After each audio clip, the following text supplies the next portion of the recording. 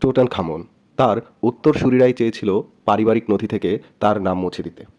তার কারণ, প্রাচীন মিশরীয়রা বিশ্বাস করত যে কারো নাম বারবার উচ্চারণ করা বা মনে রাখা হলে সে অমরত্ব লাভ করে।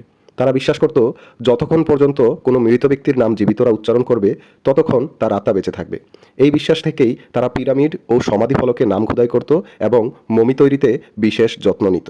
কিং টুটানখামুনের পরবর্তী রাজাদের কাছে তিনি এতটাই অযোগ্য ও অপ্রাপ্ত বয়স্ক মনে হয়েছিল যে কেউ তার নাম মনে রাখতে চায়নি, কেউ তার নাম অমরত্বের মধ্যে রাখতে চায়নি। কিন্তু নিয়তির ছিল অন্য দিশা। 1922 সালে যখন কিং টুটানখামুনের কবর আবিষ্কৃত হয় তখন কিং টুটানখামুন পুরো পৃথিবীতে পরিচিত হয়। ধারণা করা হয় নথিভুক্ত সবগুলো কবর দস্যুরা লুট করে নিয়ে গেলেও নথিতে নাম না থাকা টুটানখামুনের কবরটি অপরিচিত ছিল, যে কারণে এটা কেউ লুট করে নিয়ে যেতে পারেনি, যার ফলে আধুনিক পৃথিবীতে মানুষ তার কবরটি আবিষ্কার করতে পারে। এবং যে সমাজ চেয়েছিল কিং টুটানখামুনের নাম সম্পূর্ণ ভুলিয়ে দিতে, আধুনিক বিশ্বের মানুষের কাছে ওই সমাজের মধ্যে সবচেয়ে বেশি উচ্চারিত নাম কিং টুটানখামুনের। এই গল্প আমাদের আশাবাদী হতে শেখায়। এই গল্প আমাদের শেখায় এই পৃথিবীর সবাই যদিও চায় তোমাকে নিচে নামিয়ে দিতে, নিয়তিতে তোমার সফলতা থাকলে সফল একদিন তুমি হবেই। গল্পটি ভালো লাগলে সাবস্ক্রাইব করো, লাইক করো।